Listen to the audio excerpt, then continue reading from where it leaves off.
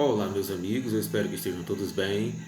Meninos do primeiro ano, é um prazer reencontrá-los agora por este canal. Eu já queria sugerir que vocês, ao assistirem esse vídeo, se inscrevam no canal. Não estou fazendo isso para ganhar notoriedade ou por qualquer motivo dessa natureza, não. É porque isso vai facilitar a nossa comunicação. Cada vez que eu colocar um conteúdo novo aqui, vocês já vão ficar sendo notificados automaticamente. Porque, é claro que eu coloco aviso lá no grupo, coloco o link e tudo, mas muitas vezes na agitada rotina dos nossos grupos de WhatsApp, essa notificação acaba ficando perdida e alguns alunos não encontram depois. Então, para facilitar, para agilizar nossa comunicação nesses tempos de reclusão, de quarentena, aconselho que se inscreva no canal para você ser notificado e ative as notificações. Assim fica bem mais prático e dá todo um sentido a esse trabalho que eu estou tendo aqui. Nós vamos falar sobre os povos africanos. É o item 1.4 do nosso livro, lembram dele? Muito bem, espero que estejam com ele em casa. A gente pega da página 41, olha só, item 4 do capítulo 1, os povos africanos. Muito bem. Estou colocando o livro aqui do lado porque eu estou com um slide aqui na minha frente, esse mesmo slide que eu mandei para vocês, que vocês devem ter recebido aí no grupo. Muito bem. O continente africano, pessoal, a partir do 4º milênio antes de Cristo, ele passa a ter uma diferenciação entre as regiões, ele passa a ter características que vão percebendo que a África começava a se dividir em regiões distintas. Então veja aí, temos então, a partir do 4º milênio, a região do Vale do Nilo, são compostas ali por pequenas cidades e aldeias praticando agricultura irrigada, né, nas margens do rio Nilo.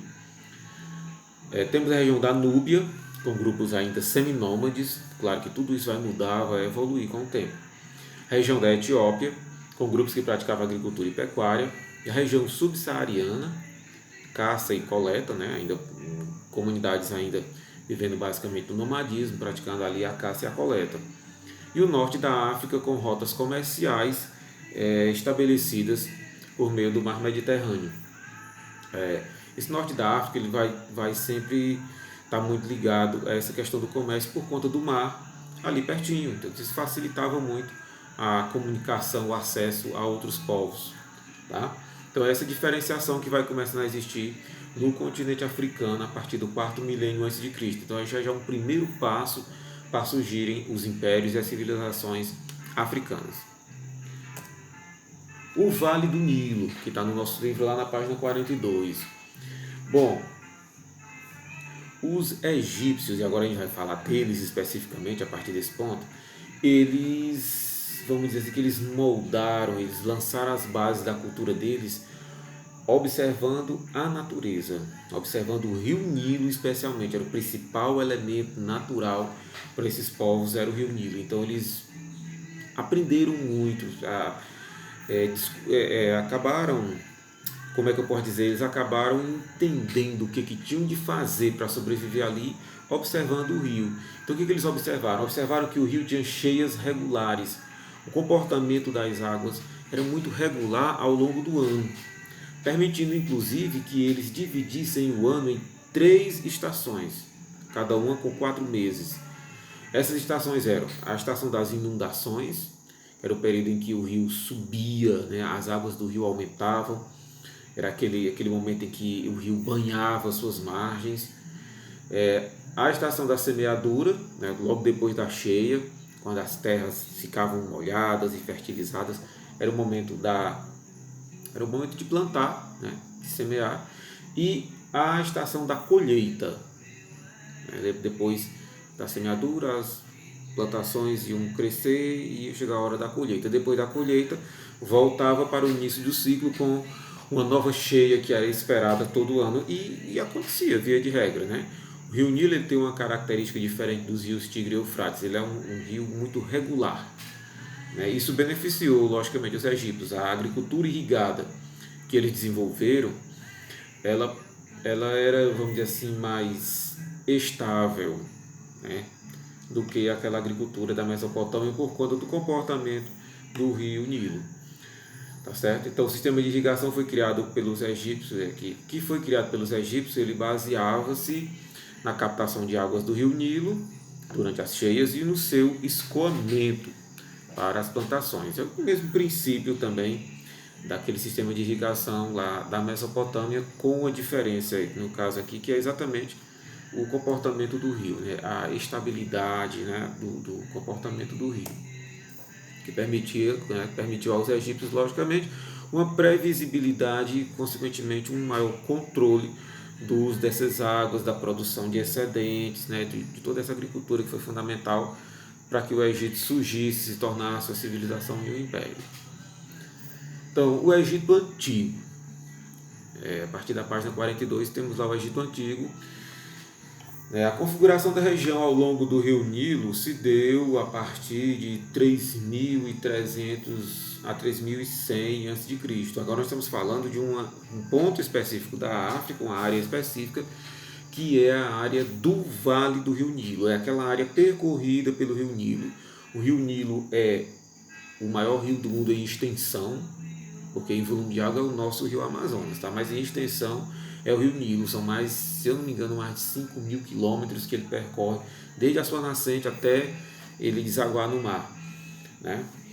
Então, ali por volta de entre 3.100 e terceiro milênio antes de Cristo, o Vale do Rio Nilo ele se divide, o Rio Nilo ele se divide em duas regiões, né? O Delta, que é uma área com maior extensão de terras aráveis, porque o delta é aquele ponto do rio em que ele se aproxima e deságua no mar, né? Então, normalmente, os rios que desaguam em forma de delta, como o próprio rio Nilo, como o nosso rio Parnaíba, aqui no Piauí, o que acontece? A água ele vai naquele curso d'água e à medida que ele se aproxima do mar, ele vai enlarguecendo, né? Ele vai formando a figura de um delta mesmo, ele vai enlarguecendo. Tá? Então essa área, no caso do rio Nilo, era a área que se tornou mais fértil, com mais terras aráveis, com mais pastos, com mais pântanos. Tá? Então a região também, logicamente, com maior produção agrícola. E a outra região seria a região do vale, né? Uma faixa de terra longa, mas muito estreita, né? A faixa de terra arável, ou seja, a faixa de terra em que era possível praticar aquela agricultura irrigada. No vale, ela era mais estreita, tá? E por quê? Porque ela ficava espremida entre dois desertos. Então, assim, era só aquela faixa de terra ali que nas margens, né, do rio, que era a terra arável, a terra que podia ser cultivada por conta da proximidade da água, por conta do sistema de irrigação, né? Então, assim, as cheias do rio eram regulares e menos destrutivas do que a dos rios mesopotâmicos. Tá? Então isso permitia, como a gente já acentuou aqui, uma maior previsibilidade, uma maior estabilidade, né? Uma maior tranquilidade para a prática da agricultura. A primeira forma de organização política mais, vamos dizer assim, o primeiro embrião do que viria a ser depois o Império Egípcio foram os nomos. Então, o que eram os nomos? Os nomos eram comunidades locais formadas a partir da disseminação da agricultura. Nós temos a agricultura sendo descoberta ali pelo Vale da Mesopotâmia e ela vai se disseminando, mais e mais grupos vão aprendendo a praticar e essa disseminação vai acontecendo, ela chega no Egito, chega no Vale do Nilo, tá certo? E à medida que ela vai se disseminando, vão se formando comunidades locais, pequenas aldeias fruto de grupos que se sedentarizaram, e esses grupos vão evoluindo e se tornam o quê? Se tornam nomos, né? Os nomos eram como se fossem aldeias um pouco ampliadas, ainda não eram exatamente cidades, né? Tá certo? Esses nomos, cada nome era comandado por um nomarca, né? Era um chefe, um cara que comandava, que governava ali, tá? Isso, claro, estava associado à autoridade desse nomarca, estava associado a um totem, a uma coisa já de natureza religiosa, um embrião do que seria talvez no futuro aquele poder dos faraós, aquele poder teocrático todo, tá? Uma coisa interessante é que a comunicação entre os nomos era muito fácil, né, para a realidade da época, né? Essa comunicação era feita pelo rio Nilo, então se alguém estava no sul, né, no Alto Egito, e queria ir para o norte, em direção ao mar, né, bastava pegar uma embarcação, um barco e colocar na água e deixar se levar pela correnteza. Então era bem tranquilo. Para voltar, você pode imaginar, então a volta era complicada, porque você ia ter que remar contra a correnteza. Nada disso. Os ventos que vinham do mar Mediterrâneo impulsionavam essas embarcações. Era só colocar uma velazinha ali e eles já sabiam fazer isso. Tá? Então você conseguia fazer o trajeto de volta. Então, em ambos os sentidos, não era complicado de fazer. Portanto, havia uma comunicação entre esses nomos. Eles estavam espalhados ao longo do curso do rio, nas margens do rio, se comunicavam sem grande dificuldade. Tá? Com o tempo eles foram formando confederações, foram se unindo, e aí você já tem, né, o processo de formação do que será o Império Egípcio, né, já se adiantando, com os nomos se juntando e formando confederações. Tá certo? Confederações eram junções, né, de nomos.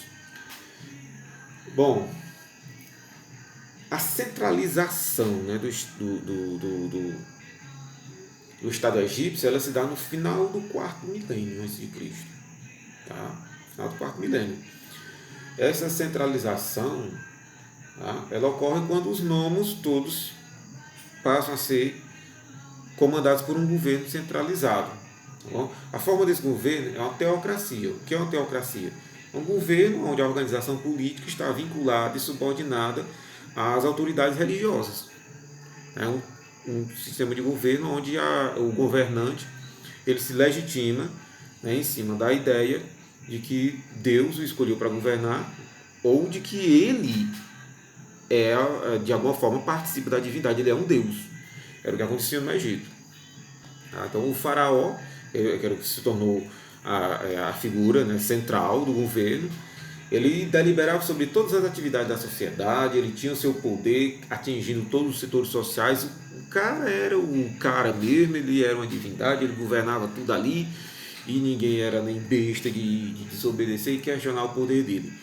Os governos teocráticos, via de regra, eles são governos dotados de um forte teor de autoritarismo, porque não admite contestação alguma. Não é uma coisa que acredita-se que vem de Deus, quem vai questionar. Né? Sociedade egípcia, nesse primeiro momento do surgimento do Egito enquanto unidade, né? Um estado centralizado. Tá? A sociedade ela fica dividida nesses graus. Primeiro, o faraó, tá? Que é a autoridade sobrenatural que recrutava o trabalho em massa. No Egito, essa questão do trabalho em massa é muito importante.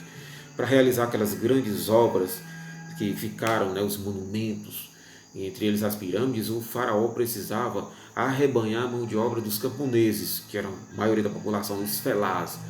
Né? Você pensa como é que ele conseguia convencer essa galera toda a trabalhar, rapaz, de graça. Né? Uma multidão de gente construindo uma pirâmide, tu já imaginou o tamanho do trabalho. Já teve gente aí no passado que defendeu teoria de que as pirâmides foram construídas por alienígenas, que não sei o que, com a tecnologia que nós não conhecemos até hoje, vieram construir as pirâmides lá como se fosse um Minecraft lá da antiguidade. Nada disso. Ali sabe-se que foi possível construir porque a mão de obra mobilizada ali foi gigantesca em termos de contingente de trabalhadores. Por que isso? Porque o faraó, cara, ele tinha autoridade para isso. Por quê? Porque a autoridade dele se ancorava no poder religioso. No caso dele, não é nem a coisa de ser um representante de Deus, não escolhido por Deus. Ele era Deus, na crença do povo. Né? Ele era uma divindade. Tá? Depois do faraó vem a nobreza, família real, altos funcionários e sacerdotes. Claro, o estado teocrático e os sacerdotes vão estar também lá em cima, né? Depois só do faraó. Depois, funcionários públicos mais especializados. Né? Também não é qualquer funcionário público, não. Escribas, sacerdotes, tá? Sacerdotes de pequenos templos, tá? Militares, artistas e artesãos especializados. Eles formavam uma categoria chamada de artesãos, né? De funcionários, desculpe. E por último, os trabalhadores. Os trabalhadores são sempre na base. Né? Os trabalhadores se dividiam em dois tipos, os camponeses ou felás e os escravos. Já tinha escravidão lá. Não é essa escravidão que nós conhecemos do período colonial brasileiro, escravidão negra, Não é isso. Os escravos ali eram estrangeiros, eram oriundos de guerras, enfim, essas coisas, eram comprados dos estrangeiros. Tá? Os egípcios, gente, criaram um negócio interessantíssimo já a partir daqui ponto mais da cultura, que é o sistema de escrita hieroglífica. Né? A escrita mesopotâmica era a escrita cuneiforme, nós vimos lá. Mas o sistema egípcio é o sistema hieroglífico. O que é o sistema hieroglífico? É um modelo de escrita pictórica, ou seja, através de figuras, de desenhos, tá? Que pode ser considerado também um sistema simbólico, onde todo objeto ou ser vivo que pudesse ser desenhado, né, ele podia ser representado nessa escrita. Ele era usado como um caractere. Então, você queria escrever, por exemplo, sei lá, a palavra gato, tá? Os egípcios é que domesticaram o gato, tá? Só para informação, quem gosta de gato aí, tá? Então, palavra gato. Os egípcios não tinham a palavra gato na escrita deles, tinham um símbolo para o gato. Ele desenhava lá alguma coisa que ia lembrar um gato. Então, isso é uma escrita feita de símbolos e não de caracteres fonéticos. Entende? Com o tempo, ela vai passando por mudanças e ela vai ter também caracteres fonéticos, mas ela é, em essência, uma escrita simbólica, uma escrita pictórica, desenhada. Né? Ela tem ideogramas, né? O negócio todo. Lembra um pouco, de longe, a escrita chinesa. O escriba, né? Essa escrita complexa, essa escrita tanto difícil, ela necessitava de um profissional, né? Alguém que se especializasse em produzi-la. E esse profissional era o escriba. Tá? O escriba se tornou importante na administração egípcia porque executava os lançamentos da complexa contabilidade da época. Os egípcios criaram um sistema de contabilidade muito complexo, tá bom? Porque eles produziam excedentes de alimentos, eles comercializavam esse excedente. Vai ter momentos na história do Egito que eles estão comercializando esses excedentes, inclusive com algumas regiões da própria Mesopotâmia, com os fenícios e com um monte de gente. Né? Era uma movimentação intensa e era preciso registrar tudo isso, era preciso fazer cálculos e tudo. Os egípcios também foram muito bons em matemática. E aí eles acabam, né, eles têm que criar uma maneira de registrar isso e termina sendo a escrita, tá? E o escriba, o profissional dessa escrita. Ponto extremamente interessante. A crença na vida após a morte. A religião egípcia, ela é a primeira na antiguidade que se tem notícia da crença na vida após a morte. Os mesopotâmios, por exemplo, não acreditavam em vida após a morte. Eles acreditavam que o cara vivia aqui, fizesse o que é certo, fizesse o que é errado, fizesse lá o que fizesse, morreu, aquela como diz o pessoal, né? Morreu, acabou-se. Não tinha história de céu, inferno, purgatório, alma e tal, nada disso. Morreu, morreu. E mais, os mesopotâmios, os deuses deles era como a gente. Né? Ia ter aquele dia que o Deus estava feliz, né? Ia abençoar todo mundo, ia ter coisa boa, o rio ia botar cheia, a agricultura ia produzir. Mas ia ter aquele momento em que o Deus ia estar, né, puto da vida, ia mandar tempestade, ia mandar uma cheia devastadora. E para os mesopotâmios era assim. E o caboclo morreu, pronto, já era. Os egípcios não. Eles tiveram uma outra experiência com a natureza. O rio com o qual eles conviveram ali, eles observavam, era um rio muito regular. Então os egípcios passaram a acreditar que a vida da gente também é um ciclo, assim como os vegetais que eles cultivavam. Então nasce, tem aquele período de plenitude, produz, depois vai definhando, morre, mas no ano seguinte nasce novamente. Então eles acreditavam que o ser humano era assim. Ele tinha uma alma, e quando o corpo definhava e acabava, aquela alma ficava e um dia ela ia voltar para aquele corpo ia meio que nascer de novo, ganhar vida novamente, e assim um ciclo que nem o ciclo da natureza, tá? Para isso, né, vinculado a isso, eles criaram a mumificação, que é isso, pegar o corpo e conservar, passando pelo processo de embalsamamento que eles desenvolveram e elaboraram na antiguidade muito bem. Então eles pegavam o corpo, pegavam lá o cadáver, retiravam os órgãos internos, e preenchiam aquele corpo com ervas, ervas que tinham a função de matar as bactérias e adiar o máximo possível o processo de decomposição. E aí eu não vou entrar aqui em detalhe do processo de embalsamamento, de mumificação aqui não, porque aí, né, levaria muito tempo e tudo mais. Isso fez com que os egípcios, inclusive, adquirissem conhecimentos anatômicos profundos para a sua época e aprendessem a usar esses conhecimentos obtidos durante a mumificação para outras finalidades, inclusive finalidades de saúde. Pequenas cirurgias, ou até cirurgias um pouco maiores eles faziam. Né? Por quê? Porque eles aprenderam lá a mexer com o corpo humano. Eles aprenderam a mexer nos órgãos e tudo mais. Então, e a religião, né, ajudando a ciência ajudando a religião, enfim. Então, o processo de mumificação, depois vocês podem pesquisar aí no YouTube mesmo, tem material, talvez falando isso nos livros também. Se eu não me engano, aqui no nosso próprio livro tem um texto complementar que detalha um pouco o processo de mumificação e é bem interessante.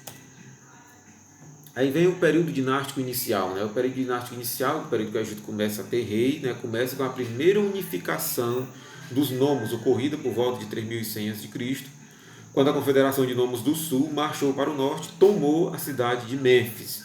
Veja que essa unificação ela não se dá assim, né? O pessoal do Sul chega lá no norte e diz assim: ei, negrada, vamos se unir aí, né? Porque esse negócio de todo mundo separado, uma cidade aqui, outra lá, todo mundo independente, todo mundo cidade-estado, vai facilitar aí as invasões dos outros. Não, Sul se junta, os caras vão se juntar, e bora atacar ali o norte.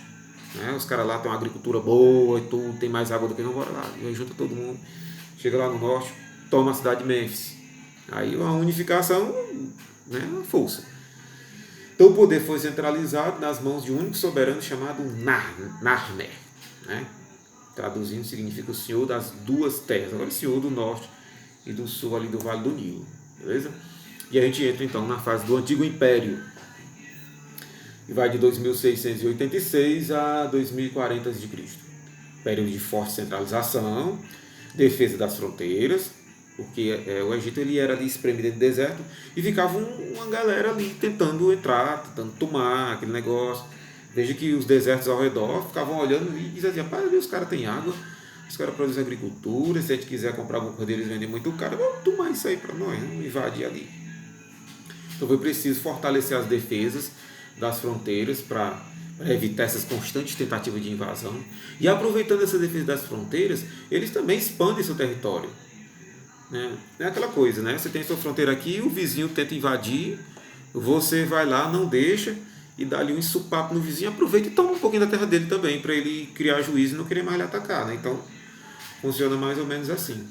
Então, houve uma expansão territorial, expedições comerciais, muitas. O Egito começa uma fase de intercâmbio comercial aí com outros povos, claro, vendendo seus excedentes agrícolas principalmente.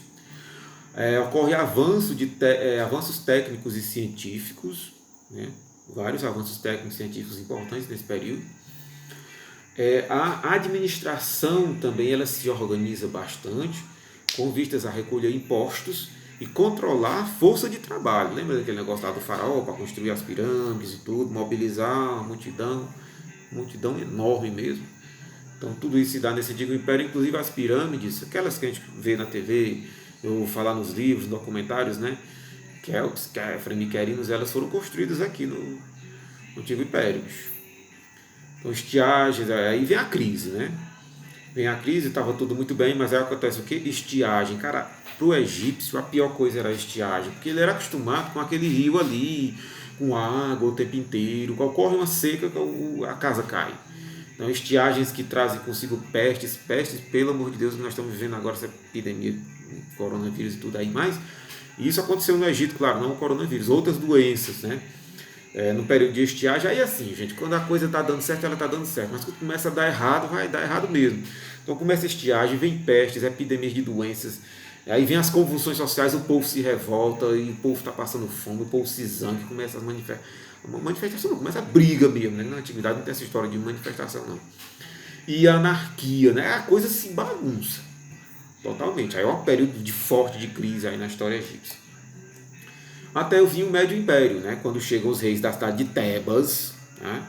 Eles vêm e vão conseguindo colocar ordem ali no negócio, controlar tudo. Aí a estiagem também já foi passando e tudo. E eles trazem, eles mudam um pouco da religião, que tornam o principal deus do panteão egípcio passa a ser o Amon. Né? Aí também realizam grandes obras de irrigação e contenção, claro, né? No Médio Império eles ampliam as obras de irrigação porque eles já sabiam que a estiagem era um negócio perigoso e podia acontecer. O comércio se desenvolve novamente. Então o Egito vai estar sempre baseado nessa questão de irrigação, produção de agrícola com excedentes e o comércio desses excedentes. Isso vai sendo sempre assim um pouco a base da economia deles, né? Eles organizam melhor defesa contra os núbios ao sul. Nós vamos falar dos núbios no final desse vídeo aqui, tá? Quem eram os núbios, como é que os egípcios chamavam esses núbios e tudo mais. E os Ixos, um povo de origem semita, assumem o controle do Baixo Egito em 1640 a.C., né? Sempre o mais cobiçado é o Baixo Egito, é o norte, a região do Delta, né? Que é a região mais produtiva em termos de agricultura e tudo mais. Então os Ixos, a palavra Ixo, traduzindo, significa príncipe do deserto. Eles vêm do deserto, era um povo semita, meio nômade assim, e eles invadem o Egito, conseguem assumir o controle do Baixo Egito. Até que Amés I, outro rei tebano, funda a 18ª dinastia após expulsar os Ixos, certo? E vamos então para o Novo Império, a terceira fase da história do Império Egípcio. Essa fase vai de 1570 a 715 a.C., que aí o período áureo, né? O auge da riqueza e do refinamento do Império Egípcio se dá nessa fase, tá? Então, um império fortemente militarizado, tem que militarizar, tem que ter defesa, tem que ter, senão, né? Ocorre também novamente o alargamento das fronteiras, o intercâmbio cultural e comercial se intensifica muito, né? Ainda mais. E é nesse período também que o Akhenaton, mais conhecido como Amenófis IV, faz sua reforma religiosa. Inclusive, ele vai trocar aí o nome do deus principal de Amon para Atom. E diz mais, só o Atom poderia ser adorado. Ele estabelece um monoteísmo no Egito. Ele tenta acabar com aquele politeísmo. Politeísmo é quando a religião prescreve a adoração a vários deuses. Então, o Amenófis, ele muda a religião egípcia, ele estabelece o politeísmo, o monoteísmo, aliás. Claro que depois da morte dele, os sacerdotes não deram continuidade a essa reforma e trouxeram o politeísmo de volta e voltou a ser Amon e tudo mais. Tá? Vem então a crise, começa a haver novamente a fragmentação política, né? E o reino de Cush domina o Egito, seguido pelos assírios, depois pelos persas, depois pelos gregos e pelos romanos. Então o Egito, a partir daqui, ele não foi mais império, ele passou a ser uma civilização dominada por outras civilizações. Tá? Esse reino de Cush aqui, vamos já falar sobre ele, cara. Deixa eu ver, é aqui mesmo, vamos já falar sobre o reino de Cush. E eu me lembro aqui, cara, falando do reino de Cush, lembro aqui da minha infância, cara, quando eu lia HQ, eu lia quadrinhos, sempre gostei muito de quadrinhos. Na minha infância, a minha primeira leitura foram os quadrinhos. Tinha uma HQ, cara, famosa, que vocês talvez não conheçam, nunca ouviram falar, chamada A Espada Selvagem de Conan, o Bárbaro. Rapaz, é tudo na minha infância isso aí, né? E o cara que criou esse personagem, rapaz, ele imaginou toda uma era situada em algum momento da antiguidade, chamada Era Iboriana, né? E ele criou um mapa das nações dessa época, e uma desses povos era os Cuxitas, né? Eram negros e tinham muito ouro, esse negócio todo. Ou seja, o cara se baseou na história mesmo, né? Não foi tudo ficção ali, não. Feito esse parêntese aí de momento de nostalgia, falando do reino de Cush. O reino de Cush foi criado pelos núbios por volta de 2000 a.C., acima da terceira catarata do rio Nilo, com capital na cidade de Kerma. As cataratas do rio Nilo, elas funcionam como uma série de divisões naturais e políticas, né, daquela época. Claro que para isso eles fizeram ampliação territorial até a segunda catarata durante o período dos Hicsos. Falamos agora, né? Os Hicsos, teve aquele período que os Hicsos dominaram o Baixo Egito, os cuxitas aproveitaram, velho, né? E vieram lá da terceira catarata até a segunda, dominando também, né? E aí é o período em que o reino de Cush atinge seu maior desenvolvimento. Vem depois a reorganização do reino por volta de 1100 a.C., com capital na cidade de Napata, né? E tem um período interessante na história do reino de Cush, que é quando o poder passa a ser sediado na cidade de Meroé. Essa é a chamada época das Candaces. O que eram as Candaces? Eram rainhas negras, poderosas, né? Bicho, o empoderamento feminino vem da antiguidade, né? Então, uma fase em que o reino de Cush é governado por uma dinastia de mulheres, as Candaces.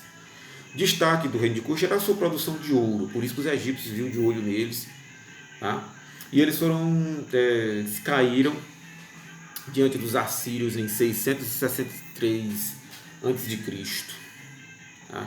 E assim a gente conclui essa nossa conversa sobre os povos africanos da antiguidade. Foi rápido, eu espero que tenha dado para entender. Qualquer dúvida, cara, vocês, por favor, mandem para mim, então, pelo WhatsApp, no privado, tá? Não solte dúvida no grupo não, porque se perde. No privado, ou você pode assistindo aqui o vídeo e colocar nos comentários, faça isso que é melhor até, tá certo? E aproveitando que a gente está nesse momento de quarentena, que a gente está sem se ver, eu queria partilhar com vocês uma novidade interessantíssima que ocorreu comigo hoje. Eu fiquei extremamente feliz, cara. Eu estava esperando há muito tempo e eu estava achando que na quarentena não ia dar certo, mas chegaram meus CDs dos Beatles. Olha, cara, eu não sou Beatlemaníaco, mas como eu gosto muito de música, me deu vontade de ouvir esses pais da pop music que são os Beatles. E já faz uns anos que eu só escuto música MP3 e depois plataformas de streaming, Spotify, essas coisas. E eu cansei um pouco disso, eu quero música materializada de novo aqui, com encarte, com essas, olha que lindo, né? Dentro disso aqui tem um disco, né? Vocês com certeza não são da época do disco, do CD, né? Esse é maravilhoso, né? Realmente. E essa edição que a Universal Music lançou recentemente é muito linda. Então, galera, nessa quarentena, música boa, boas leituras, bastante estudo, né? Para a gente tornar esse tempo que a gente está vivendo agora também num tempo produtivo, né? Olha o que eu tenho feito ultimamente, ó. Tenho tentado voltar a ler partitura, velho.